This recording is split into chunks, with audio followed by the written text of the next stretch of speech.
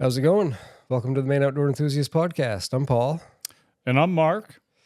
And we're back for, I think it's episode 22 now. Yeah. Yeah, we took a few weeks off. Yeah, for deer hunting. Deer hunting. And sickness. Then we both came down with, you can still hear it in our voices. Yeah. We're still, I don't know what it was. It kind of went through the whole house. Yeah. Went through your house too. Yeah. Well, I was fortunate my wife didn't get it. Your mom. She didn't get sick at all? No. I thought she had a little something going on. Well, she had a little sniffle, but that compared to what we had, that was nothing, Paul. So, yeah. So I guess we're back at it. Yeah. A little while. Then we'll probably take a little break because Christmas is coming up. Yeah. Then start off in the new year with, well, I don't know. Yeah. Maybe some ice fishing this year. Well, the way it's going, I don't know. It's green outside right now. We won't have any ice. December 16th, and there's no snow here. There probably is up around the camp, but no snow here. And none in the forecast. No, No. What, 50s? 57 Monday. Yeah. 57 degrees Monday. In rain. Yeah, heavy rain, they said possible. And then the long range forecast, there's no snow in the forecast. So. No. So yeah, we just went for a walk out back. We've got a deer trail that goes across the back part of the property. Went for a walk out there with the kids and dog. It's beat right down. But it is. Yeah. Yeah, there's, just walk wherever you want. Yeah. Just like springtime. Yeah, that's good for the deer, Paul. It is. Hopefully it continues. Hopefully, it's nice if you can shave a little bit off the beginning of winter. Yeah, and then both shave ends. some in you're right. like April.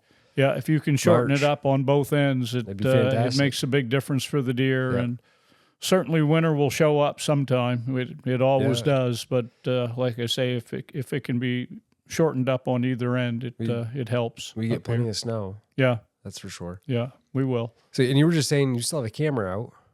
Yeah, I've got only one, and probably should have left a few more. So I'll probably try to get out there sometime in the new year and pick it up.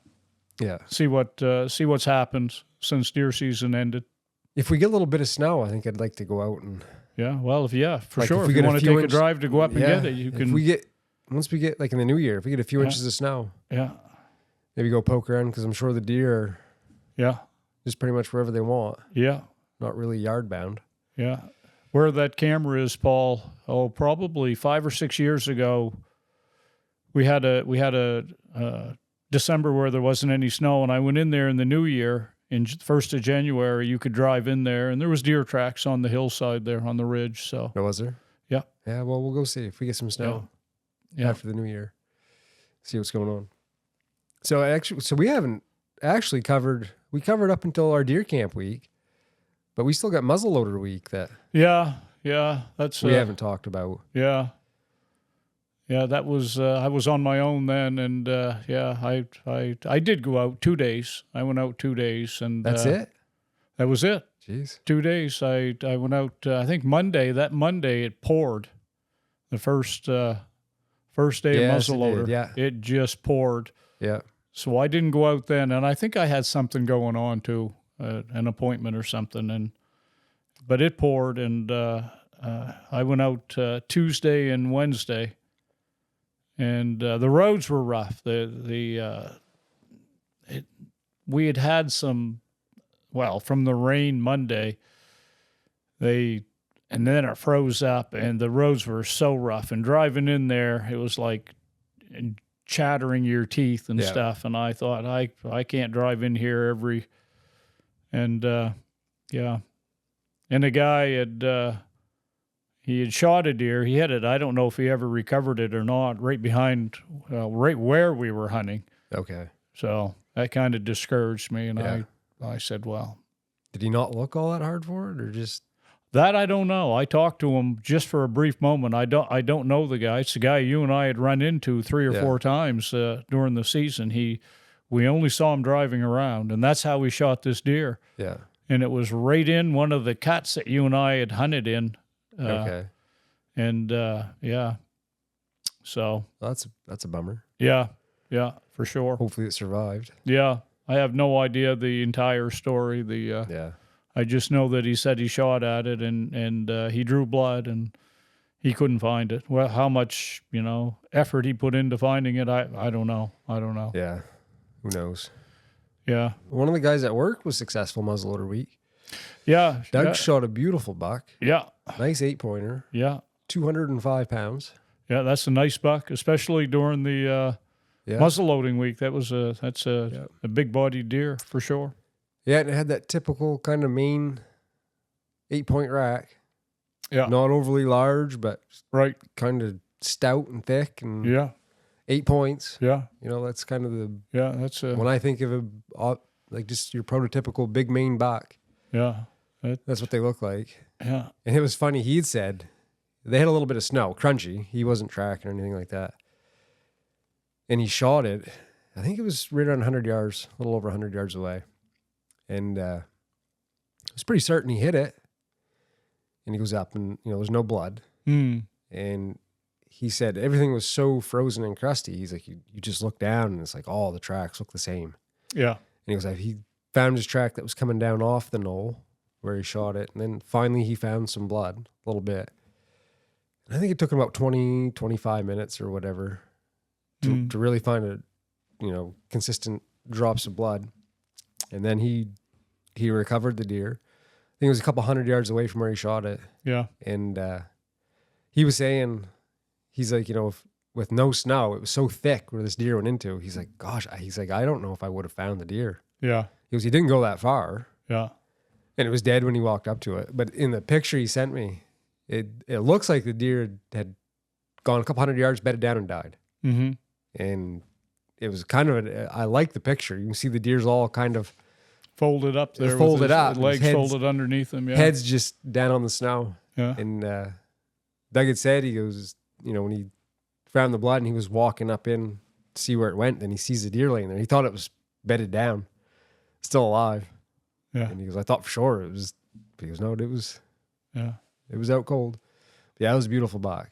Yeah. He was pretty happy with that. Yeah. If especially with the muzzleloader, but with any gun, if you just have an entrance hole and no exit, They don't bleed much. They generally don't bleed a lot. So no, I've had a lot of deer do that. I have two, Paul, with a 30-06 with if one going in, nothing coming out. It's usually the exit hole that does the bleeding. So, I think of the very first buck that I ever shot.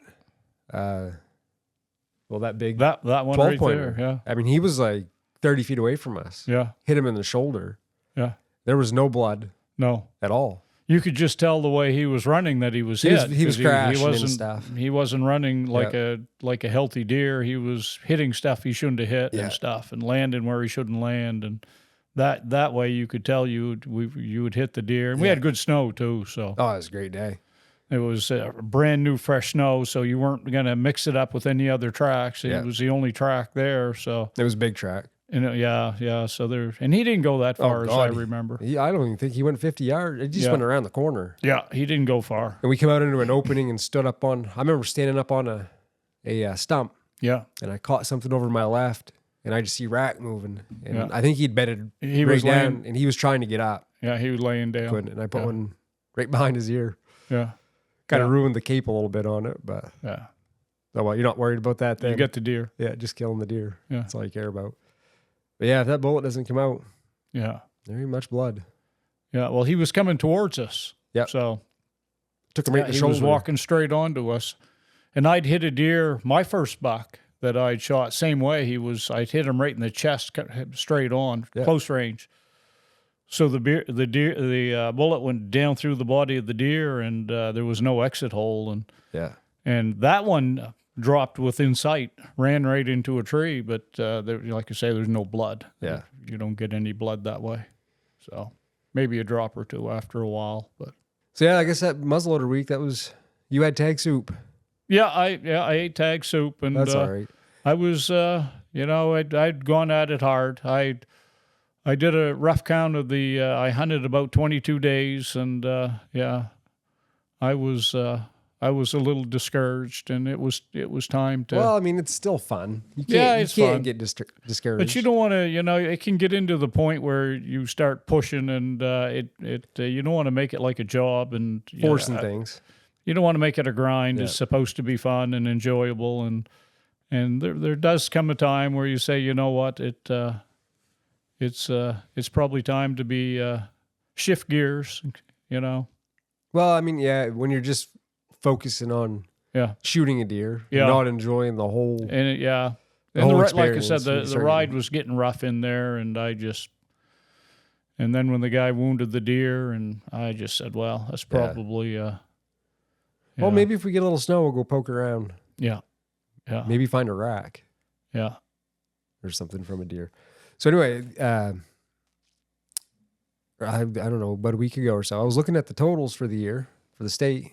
Have you looked to see what the I did, was? Paul. I get on the harvest dashboard, they call it, in the Maine Department of Inland Fisheries and Wildlife. And when I looked, and I don't know if muzzleloading was done, because they have a 2-week muzzleloading downstate. I don't know if that was completely done or not. It was, and you can correct me or verify my figures. I had 37,000. Is that what you? Right now, when I looked, and I double checked this morning, it was at 38,214. Okay, yeah. When I looked, it was 37,000. Okay. So, which is down from last year. Yeah, 2022 was 43,787. Yeah. Yeah. So we're down about 12.7%. Yeah. And I got kind of I like looking at the townships and zones and stuff like that. Yeah. Which zones were. They haven't given the townships for this year, though, have they? Have not. No, they just gave the overall. They gave or excuse me, they gave the zones. Per zone. They did have the zones in there. And I was looking at the townships from last year. Yeah. And I looked at a lot of the townships we hunt. Yeah. Like 0, 1. Yeah.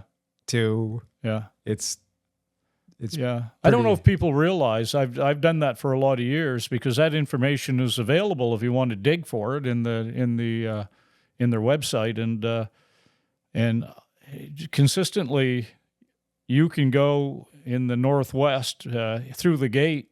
Not all the townships are behind the gate, but in that northwest quadrant of Maine, and come up with 100 townships with 0 deer shot in them. Yeah, I started counting them, and I was like, I'm not doing this from last year. I did. I counted them a couple years, and there was well over 100 townships with 0 deer killed in them. And I don't know if people realize that. I mean, a township's a big area. It is. And these are wooded areas where historically there were a lot of deer. You know, if you go back 50 years, those were the places there was a lot of deer. Yeah.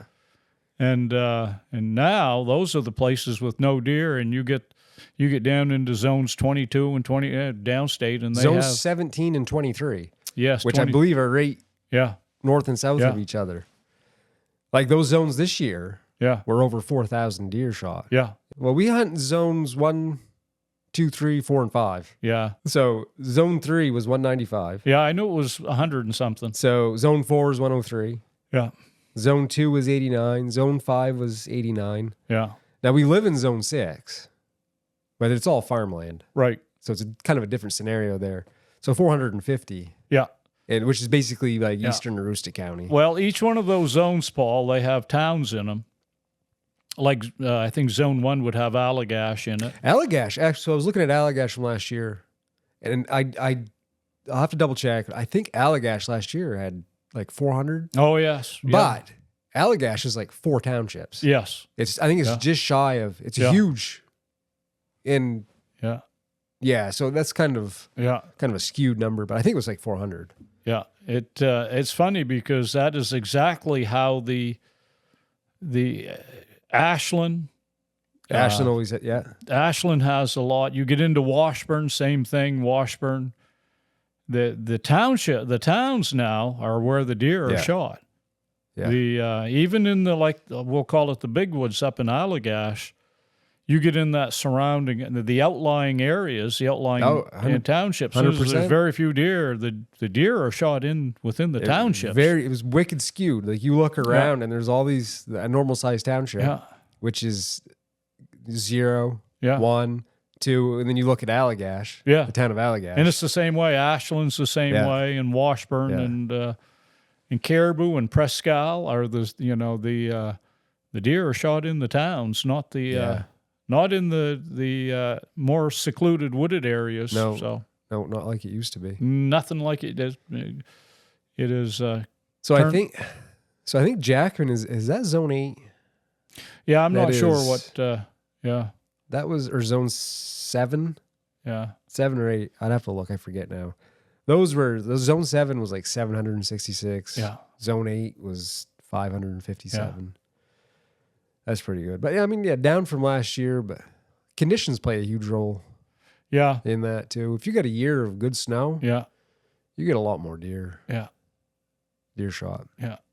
Back in 2021, we both shot deer. And I was looking this morning in the township. We shot them in the same township. Right. Too.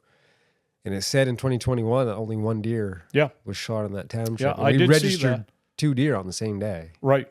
At the same place. Yeah, obviously Same place. The same So place. I'm not sure what happened there. Yeah. So I was just asking Dad, like, what township did we shoot those in? Yeah. Just to make sure. And Yeah, that brings I was in right. a question of accuracy in their, yeah, I mean, there's So- always, you're depending on, I guess the integrity of the Right. average store owner, convenience store Right. owner. And, there's not a lot of skin in the game for them to. No.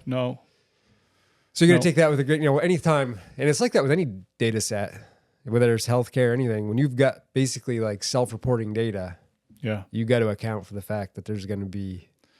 Sometimes there's not going to be a lot Error. of effort put into it Yeah. and stuff, or care well, and taken then- with it. People, mistakenly say Yeah. stuff. People Yeah.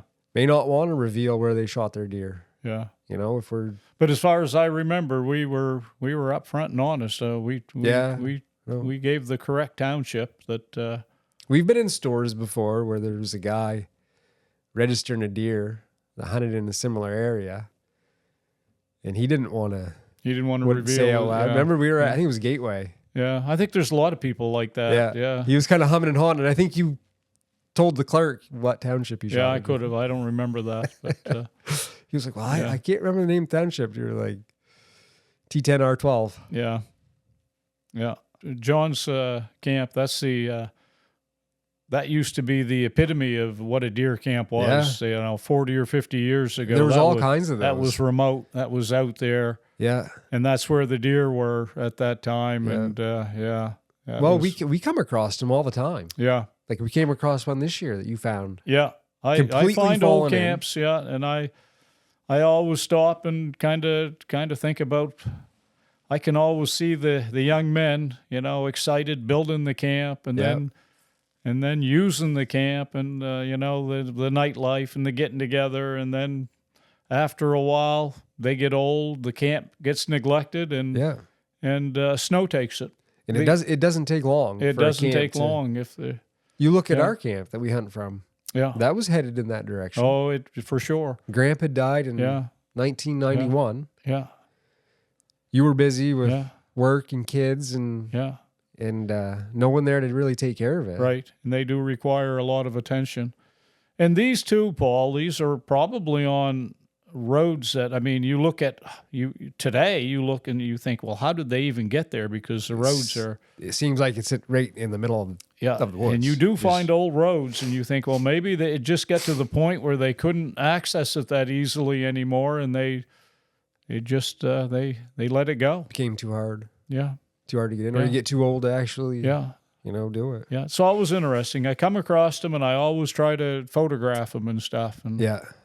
And look around. I look around. You'll find old pots and pans, and old wood stove and stuff. Old gas fridge. Yeah, an That's old that gas one. fridge. And Yeah, and your mind wanders. my mind wanders. Yeah. Yeah, I can see, like I say, young men excited to at the beginning of the process, and then them using it. The night before deer season, or going Yeah. up for a week and stuff. The excitement and All the anticipation, stories and that then, are there. and now they're gone. And the camp is down, and probably the men that built it, they're Are probably long gone. they're probably long gone. Yeah. Yeah.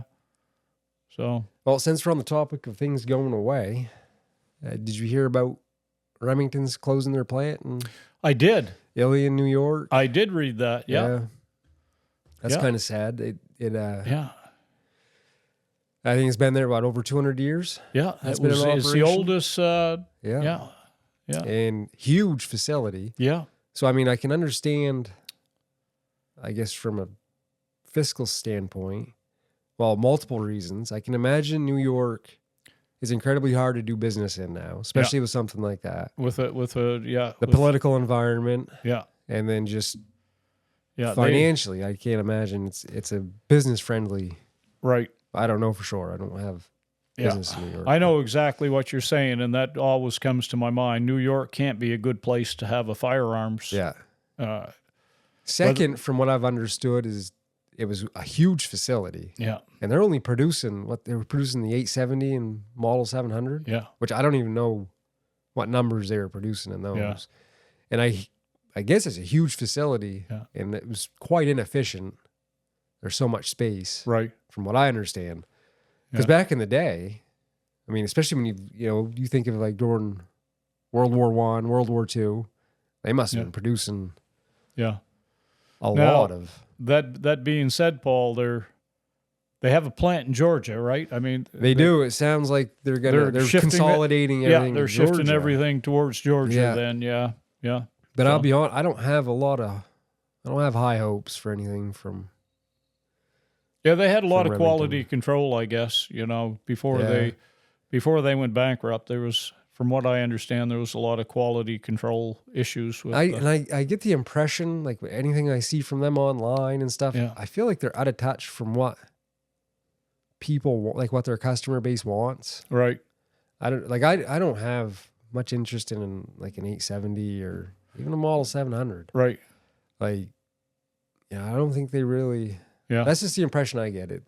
That they're just kind of, I don't know.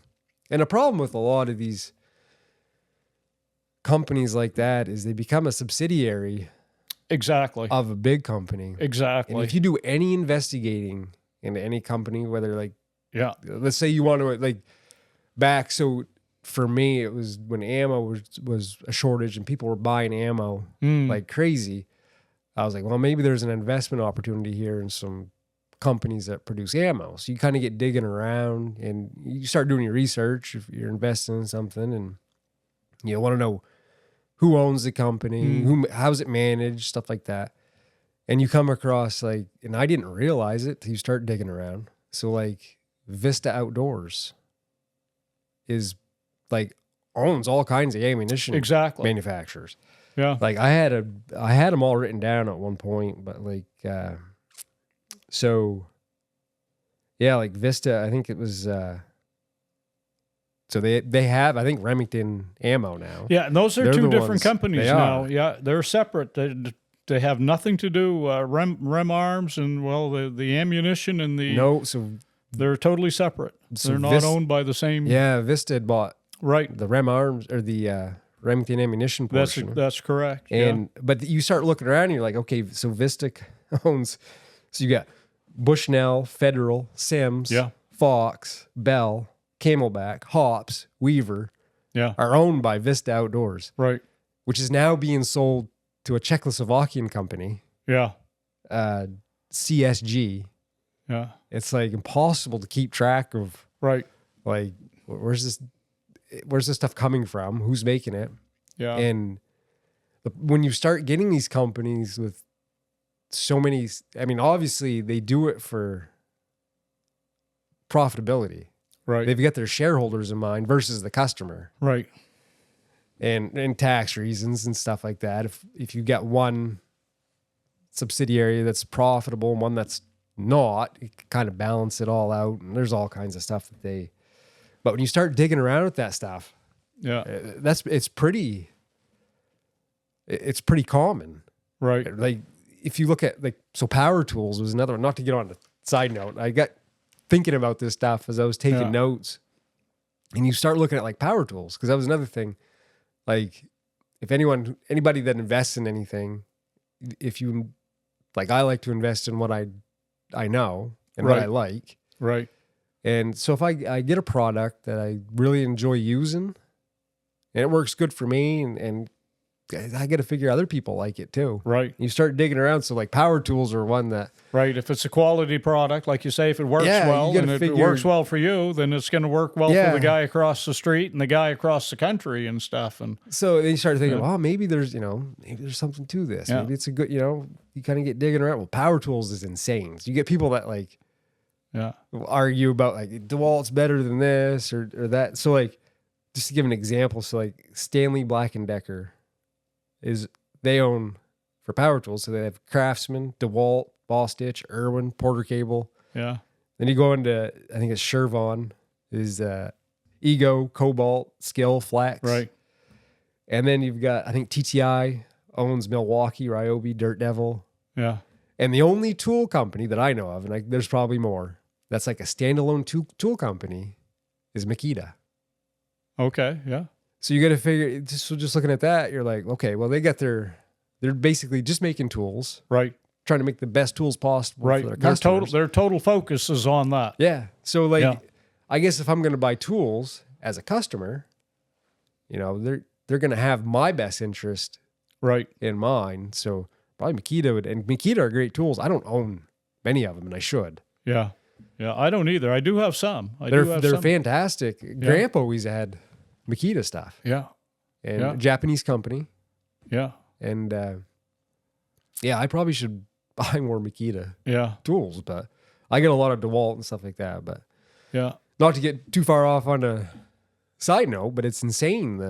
But it's the same principle, Paul, that you're talking about when you get into, you know, firearms and ammunition. Companies owning, you know, multiple.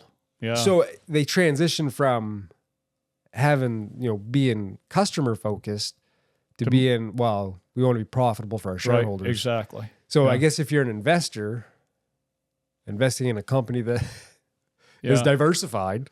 Yeah, well, that's the same way that people invest with mutual funds, Paul. That's what a mutual fund is. It's you know, you get a number of companies. You don't put all your eggs into one basket, and and you offer the investor a mutual fund that has a number of different companies in there. Yeah. So if one doesn't do well, maybe the other 19 will pick it up. You know, you mitigate your risk right that way. Right. And I guess that's the same thing that these companies are doing. They're diversified, but their first and foremost focus is money. Is the shareholders, not the guy buying the product. No, which is kind of a bummer. Yeah, but there's still companies, and correct me if I'm wrong. I believe like Hornaday is still family owned. Right. Yeah. What are some others? Barnes isn't. Barnes is owned by a big company. Yeah. Omni, I think. I forget the name of the company. But Nosler is another. I believe they're still small. Yeah. Those are good quality stuff. But yeah, not to get. And I'm a big Filson fan. Right. For a lot, just for my traditional wool. And I probably should. I got a video on wool, and I had a guy message me the other day, and he'd bought a product from Filson, and he was kind of complaining. He was like, "It's made in Bangladesh," and I was like, "I don't like their, like, I'm not a big fan of their non-traditional stuff. Right, all their non-traditional stuff is usually imported stuff." Yeah, and it is sad to see though, Paul, and you know that and it's like LL Bean too. That you know, it's they start moving more and more offshore. Even we always considered Filson and to some extent LL Bean to be, you know, maybe made here in the States and stuff, their product, but they move more and more, you know, offshore and. So I know what this guy is saying 100%. I said, no, the only stuff I really get from Filson is the wool. Traditional. Right. They're traditional wool. They're wool cruiser. They're Mackinac wool cruisers. And you can see, you just look at the description. It'll tell you if it's made of imported material or not. And it's disappointing. And they've gotten more and more. Yeah. All these companies have. Yeah, they have. I remember, you know, LL Bean, obviously, they didn't make all their products even back in the day. But their wool products came from Johnson. And it was quality. It was quality stuff. And then all of a sudden, I'm buying a pair of wool pants from LL Bean, and it's made in Turkey. Yeah. And the quality was way down. I still have a pair of Bean wool pants that I wear to this day that are made by Johnson. Right. And I got to give Johnson more credit. I'm going to do a video. I like Johnson. I wear one of their coats that, and I still love. And I haven't bought any. This coat, their stuff lasts a long time, so I haven't bought anything recently. But I was thinking the same thing, Paul. I would give Johnson, if I needed a wool product, a good. I think I'm going to buy a pair of their wool pants this year. Yeah, because I'll tell you what, I got sitting there thinking, I've got a wool jacket, and I was thinking back of when I got it, and I think I was 13 or 14. I can look at pictures to see, but I'm 42 now. Yeah, so we'll say, for simplicity's sake, 30 years. I've got a Johnson wool jacket that I've worn every season. Mm-hmm. Hard. The thing's been soaked. Yeah. It's been, and I still wear it. Right. It's never been washed. And that's the thing with wool is it still smells the same. It feels the same. Yeah. There's no holes in it. And I was like, man, I probably ought to buy some more Johnson stuff. I never cared for how their pants fit me. Yeah. And maybe that's changed. I can try it anyway. Yeah. But yeah, they make some pretty good stuff. Yeah. Well, back in the day, I mean, there wasn't a lot to choose from, and if you were from the Northeast, it was Johnson. It was Johnson that you were going to buy. Now there's probably Woolrich more. Was the other one. Yeah. Yeah, Woolrich, I checked out their stuff there, and they've gone downhill. It seems like they're totally out there with crazy stuff, and it's no longer about making quality hunting clothing or whatever. I don't even know if they do. The stuff that I saw was funky looking, and nothing I was interested in. So, and I still have some of their stuff that I bought many, many decades ago, and it's still functional, still good stuff. My very first wool jacket was a Woolrich. Yeah. That was that would have been early 90s. Yeah. And then I outgrew it. Yeah. And I got a Johnson. Yeah. And it's still going strong. Yeah. Like I say, Johnson, I would, if I needed a wool garment, I would give Johnson a good hard look there. So you were going to talk about something else? Well, I was going to talk about just what we talked about, Woolrich, Paul. I was going to go into the Woolrich. I get on their website there. It's been a few years, and I can't remember finding anything that I was even remotely interested in for hunting wool. But, and people ask, like I had someone actually comment today, like he's like, you really think wool's better than like Sitka and that? I'm like, for me, but some people probably, want the layer and all that stuff. I don't know. If I've got any product that I buy that lasts 30 years, not really taking care of it, right? Using it hard, geez, I don't have to wash it. It keeps my scent down, keeps me dry. Yeah, it's quiet. I love the smell of it. Yeah. It brings you back to, and you smell wool. It's like, that's deer camp. That's deer hunting. You feel it. That's deer hunting. Yeah. There's an aspect of it too, Paul. It's just tradition. It is. It's just tradition. Yeah. It's traditional, probably not just northern Maine, but probably across the northern United States, whether you lived in Michigan or Minnesota, Wisconsin. That buffalo plaid. So here's an interesting thing while we're talking about that. I was going through my wool clothing the other day. I got a tote up and I came across a pair of pants that were given to me by an uncle. And they look like they're super good quality, thick, good quality wool. And they're made in Sault Ste. Marie, Michigan. And the company was Sioux Woolen Mills, SOO. Oh, no way. So I looked them up, and they were a real thing back in the day up in Michigan there. I don't know if the factory is still if they're still producing wool garments or not, but it was Sioux, SOO, Woolen Mills out of Sault Ste. Marie, Michigan. I'll have to look it up. Yeah. You don't know what happened if they got bought out? I didn't. I did get on, and I tried to do a little history of it and stuff, and I can't remember all the details when the factory was started or what, but and these pants, And I thought about going retro and wearing them. They're the type that fit blouse? tight on the ankle, so they would go into the boot. They would be but they were and probably baggy. You should do it. But quality stuff. You would, yeah. I mean, it's like a thick wool blanket. These wool pants, and some people out in the Midwest, they probably will.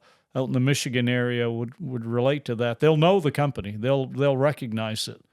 Sioux Woolen Mills out of Sault Ste. Marie. I bet you if you asked Ben from Camp Benny. Yes, yeah. Ben would for sure know. Yeah, he would. Would for sure know about it, and he would probably know the history of it and stuff. So. Yeah.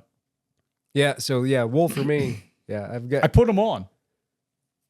Really? I put them on. Just they were a little big for me and stuff, but they'd be doable. They'd be doable. You should do it. Yeah, I may do it next year. Just to put on my old Woolrich jacket because it's the wider checkered. Yeah. It's wider, and the pants are and stuff, and red and black, and And still to this day, I tried to get an idea. I think probably they were made in the 50s, maybe 60s.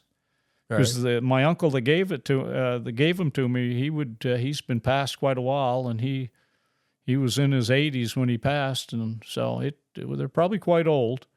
Super good quality. That's interesting. You'll see them. I'll get them out, and you'll take a look at them. Yeah. So as far as the modern stuff, I'm not out to make a fashion statement or to impress people. And then that stuff it probably works good. It's just not going to elicit the same. No. Like I said, a lot we bend towards tradition sometimes. I mean, I don't. For a lot of things, I don't want the latest and greatest because if it's not broke, don't fix it. No. I'm not out there to impress anybody with. Yeah. Whatever has come out for the latest Sitka jacket or all that crap.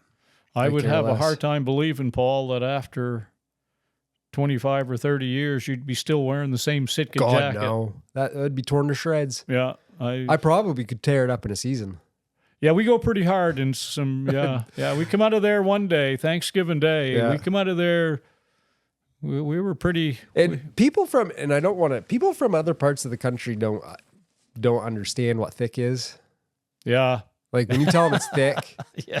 Like it's not like there's a bush between me and the deer that I can see 100 yards away. It's like I can't see 3 feet in front. Like I can put my arm out. Yeah.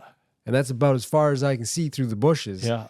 And I'm trying to get through a spruce thicket that has grown up so tightly together that there's not even any greenery. Yeah. It's just a bunch of sticks. Dry, the lower limbs are all, you kind of just tuck your head. And push. Yeah. And it's those days, if you look at I've got an orange hunting hat. Top of it's completely brown. Look like you combed it.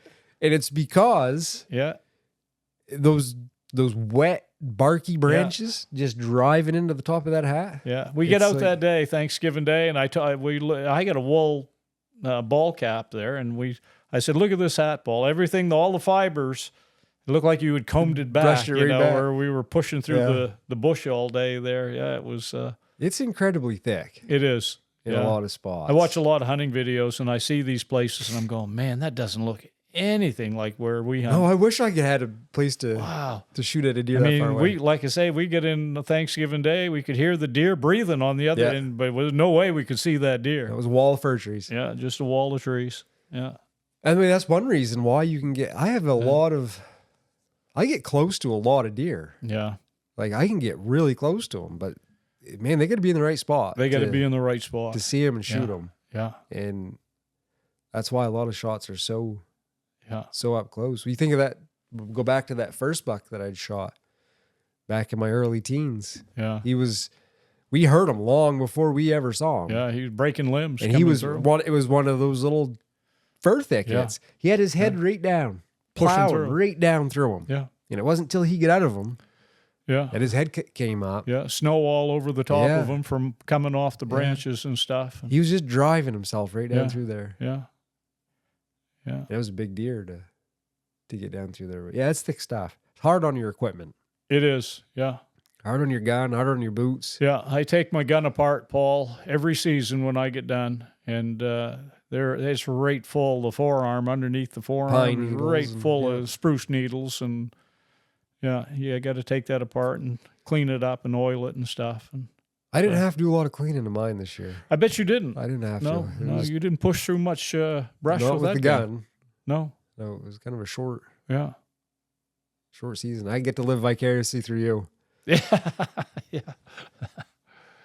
How'd that work out for you? It's fun. Yeah, I would track deer any day of the week. Yeah. I don't care if yeah, I used to do it. I remember down to college yeah, when I was doing my undergrad at Orono, Marsh Island. I can remember going out after class if we had snow. There's deer just everywhere. to follow deer. I'd go out and track deer. Yeah, And I remember walking up, there was a spike horn bedded Huh. down. And there was a guy with me. He loved to hunt. Joe. He was from Wayne, Maine. yeah. But Apple farmer. They kind of were like strawberry. Strawberries. Yes. They were kind of he was a serious deer hunter. Yeah. And they shot a lot of deer on their farm. Yeah, And he was a big reloader. And we used the same gun, ironically. yeah, And we went out one time. And I remember Spikehorn standing up out of his bed just looking at us. yeah, And I'm like, holy smokes. yeah, It was November too, but yeah, can't hunt there. And that's how we spent our yeah, spare time. We both shot deer over 200 pounds that year. yeah. I can remember he went home. That must have been your Veterans Day buck. It was. Yeah, So he went home, I think, opening day. And they'd never shot one over 200 pounds. Right. Yeah, they'd shot a ton of deer. yeah. They're Well, down they by- used to get permits to shoot the deer. For crop that- damage. Crop damage. Yeah, wardens would give him Exactly, permits yeah. to, and he would experiment with different loads. Yeah, And but yeah, they're near Augusta, a lot of deer yeah, down there. yeah. Central Maine. And the biggest deer that they'd ever shot, I believe at the time, was like 170 pounds. Yeah, And yeah, he shot one Yeah. over 200. And so he was kind of rubbing it in my face. He's like, yeah, beat that one. Just, Yeah. we're joking around. And I think it was like 205 or 207. Yeah. And we came up, we had snow Veterans Day. yeah, And I tracked that buck Veterans Day. And I couldn't wait to get back down. Hey, Joe, guess what? yeah. I beat you. Yeah, 210. Yeah, he was a good hunter. Yeah, We had a lot of fun. They shot a lot of deer. yeah. I haven't seen him, Paul. I ran into him years ago. I think he's a forester. He was a forester. Yeah. I ran into him. I think it was at the Maine Sportsman Show down in Orono. Yeah. In the field house there. Yeah. At UMO. Now And- I believe he works for like an independent company. does he? Yeah. He I was a think so. forester at the time. They had a booth there, and Yeah. so Nice guy. Joe was a very good guy. Yeah, Yeah. real nice guy. Yeah. Anything else you want to? Well, no. I just the only thing that I can, at the end of the season, you always, especially if you're not successful and you put a lot of time in, a lot of effort, which I feel I did, you always have to kind of ask yourself, did you make the right choices? Did you go to the right spots and hunt in the, and Hindsight's 2020. it is, but you have to ask yourself, if you're not getting results, what could you do different? Yeah. So I always look at that. That's one of the things I look at, because you don't want to. It's 2 years now that I put in a lot of time. Yeah. And back when I worked, Paul, I was successful not every year, but Just every about. other year or so. Maybe I'd go 2 years successful and then 1 year not. But since I've been retired, I put in more time and effort than You ever did? I ever did. And, and it's 2 years that I haven't shot a deer. So, Because when I was a kid, when I was 10, when I turned 10, the stipulation for me to go to deer camp was, so I had school Monday, Tuesday, and I think Wednesday, or maybe Monday, Tuesday. And the stipulation was, if you shot a deer the first half of the week, you'd come out and get me. yeah, And you didn't hunt any other part of November. yeah. You hunted just Thanksgiving week. I hunted 1 week and I got to go to deer camp every year yeah, because you shot a deer the first 3 Yeah. days at deer camp. So either I was fortunate, lucky, yeah. or you've been sandbagging it. Yeah, well, like I say, now Or you've been And sandbagging I it now. really believed, because, you know, I really thought, well, you know, now I got to have all this time, and It'll be a for piece sure of cake.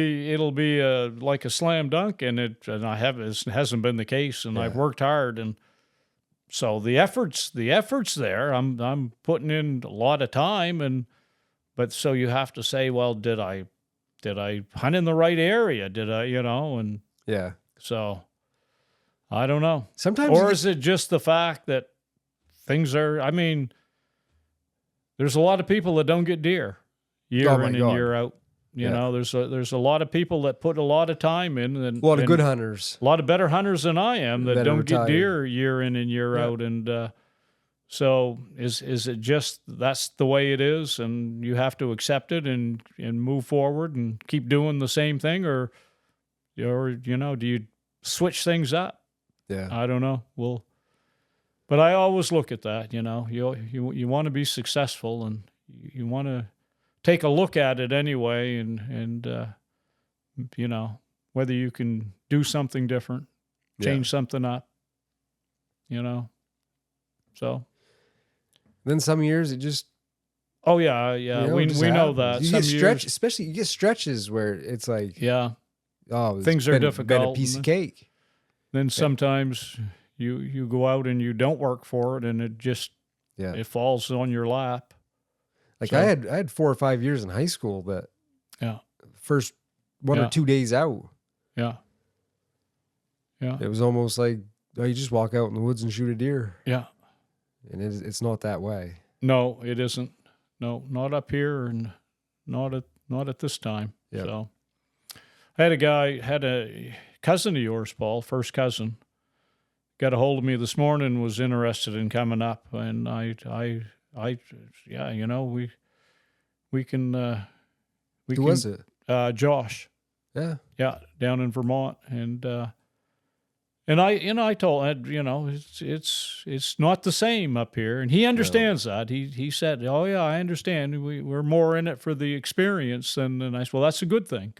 You know, that's the right attitude, to be in it for the experience and stuff, and rather than thinking you're going to come up here and shoot a 220-pound buck. You know, the odds of you shooting a deer up here are not good. But if you like the experience and hunting, you know, the big woods and open area where he's a Vermonter. Huh? He's a Vermonter. He's a Vermonter, yeah. We don't want green license plates up here.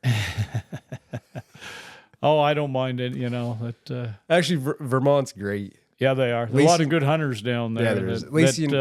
That have the same type of attitude that we do, that they don't mind working, and they don't mind putting the time in, and in fact, they enjoy it because they know that, you know, that's going to give them the edge over the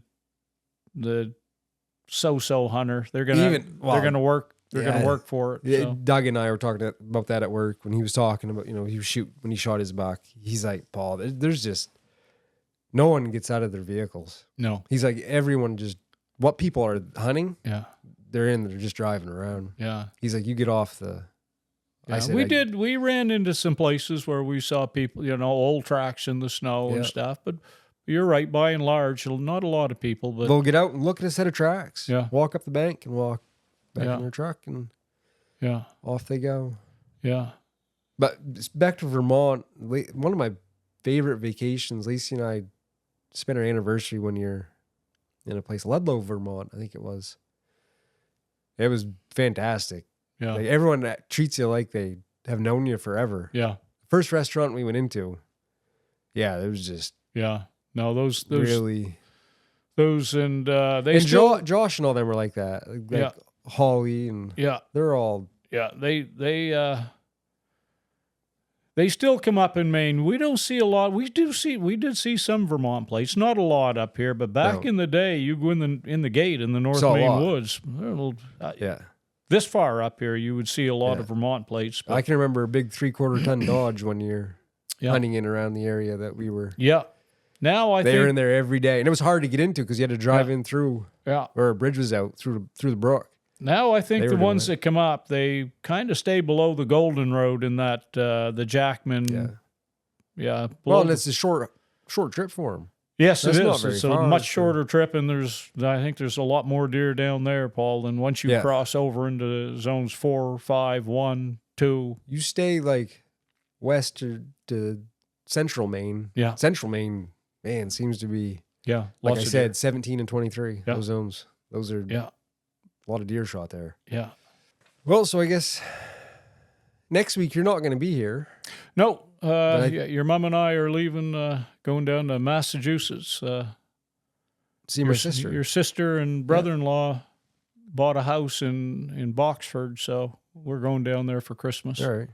For I don't know how long we're going. You go As long as you want, anytime. Narda tells me to stay there, Yeah. I'll be I'll be there. So we're going to have a guest on, I think, 23rd or 24th. Yeah, And we might patch you in by phone. absolutely. Yeah, And he's a pretty good, well, it's still tentative because it's Christmas time. He's coming up with family. But he's an old college classmate of mine. Who's probably one of the most well-rounded hunters yeah. that I know. He pretty much does it all. Yeah, Riley's he's a super athlete. I mean, Well, he's got the mindset yeah, that there's nothing. he can't do Like I can remember the Yeah. story. I'll let him tell the stories. There Yeah. just was one story where he did a residency out west, and he got familiar with some Western hunting. And there was one story there where he shot, I forget if it was a mule deer or what it was, and they're a long ways. You got to pack it out. His buddy was like, "Let me carry." No, he's like, his buddy wanted to carry his gun Yeah, and stuff, and Riley's like, "No, it's my hunt. I'm carrying everything that I brought in with me out with the deer." yeah. He is in really good shape. Riley is, and he's a real solid guy too, Paul. I mean, I don't know Riley real well, but he's a real solid guy, good family man, and hard worker, and yeah, he does things the right way. Riley does in everything in life. So You can talk to him on the phone. We'll try that. yeah, well, that's something. Yeah, that, like I say, I wish I could be here to shake his hand and talk to him in person, but. he's a good guy to have at camp. Yeah, yeah. Oh no, like I say, he's a real solid guy. He's a good guy that if you have a big buck down someplace to have on the other end of a drag rope, you need some muscle to. Yeah, he would be the right guy. He's a machine. He would be the right guy to have for sure. Yeah, loves to fish too. Yeah, a good Big outdoorsman, fisherman. all around. Just loves it all. Ice fish. Yeah, If there's an opportunity to do something outside, yeah, whether it's bow hunting, muzzle loading, rifle hunting, yep. it doesn't matter. He's gonna be on it. So hopefully, we've been trying for a while to connect, and it's been tough. He's busy with work and family, and hopefully next week we'll have him on, and then I'll probably take a little hiatus for. Yeah. Unless I just get too bored and want to do something, but yeah, not a lot this time of year. There's not a lot you can do for content or whatever. I got all kinds of. Huh? I got all kinds of ideas. Oh, do you? Okay, yeah. Well, everyone's always asking questions or making comments about stuff, and it's like, well, yeah, God, that would be a nice way to clarify something, or like, it just kind of is endless. Yeah, it kind of turns into a, as more people comment, and it kind of just feeds off itself, goes back and forth. So. And that's one thing I never would have thought of when I started this, was the number of people that commented on like father-son or grandfather-son relationships. A lot of people have like opened up about that. Yeah. I never really I think that clicked with me that would be such a theme. Yeah. I would see where it would be, Paul, because probably most people like myself, that's how I remember that. That's all I ever wanted to do when I was a kid, was to get to the point I could go with my dad to whatever type of deer camp. And he was never it was never a week-long serious deer hunting trip, but he always went with the men, and they went to a camp, and they hunted a little bit and stuff. And I just couldn't wait to, I always wanted to be part of that. And so I think probably that's a common thread with most people. They started with their fathers. They saw their fathers going, anticipated to the time that they could go with their father to, and now their fathers are gone probably, or a lot of them. That's a common when and someone, it seems to strike a Yeah. chord. Someone who's lost their father or recently lost their father. Yeah. That's come up a lot. Yeah. And that's been surprising. So Yeah. interesting anyway. Yeah. Yeah. And they're bringing, like you, I mean, eventually Bo will be old enough. He's only 3 now, but and he already, in a few years, when I was leaving for camp, well, I want to go. Yeah. Hopefully I'm around to partake in that, to be part of it. We'll see what figure happens. out some way to push a wheelchair through the woods, I'm sure, at some point. I'll just sit in the truck. I'm sure Bo would. That's really working out for me. So, yeah. It's working hot. Yeah, that's really working out for me. So, you never know. Yeah. It just takes a second for it to happen. Yeah. Yeah. So, but getting back to that, I can see why that would be, because I think that's how most people get into hunting. Their fathers take them and stuff. And they remember that, and that's changed for a lot of people. And it eventually changes for everyone. Oh, yeah, it's all good. Everyone. The fathers go away. That's whether they stop hunting or pass away, you know, and in the next generation, you're taking your kids, and so it's just a continuous cycle. And hopefully you continuously pass it on to generation after generation. It doesn't stop. Yeah, because I still think of back in the day, and that's been my dad's been gone for 31 years now. Yeah. So a long time. Yeah. Well, good. Well, probably the next one will be up after Christmas. I hope everyone has a Merry Christmas. Yes. Safe Christmas. Yeah. But a fun Christmas. Yeah. Spend it with your family and for sure. Enjoy all kinds of good stuff. Yeah. That's the most important thing, and enjoying the family. And maybe get some new hunting gear. Yeah. Out of it. I showed you my Christmas present there. You got some new boots. Yeah. Yeah. Hopefully they won't leak. So you didn't They were on sale, Paul, for 25% off. I couldn't resist free shipping, and it was time to replace them. So it's always a good time right after hunting season. Like I say, they go on sale. You might as well just been wearing a pair of sandals out that day. Oh my! Holy cow! We poured the water out of the boots at the end of the day. That was insane. Poured the water. You're like, my feet are wet. Yeah, and wrung my socks out and stuff. They were more than wet. They were soaked. Yeah. They were soaked. Yeah. So. Alrighty. Well, I guess until next time, get outside. It's good for the soul. See ya.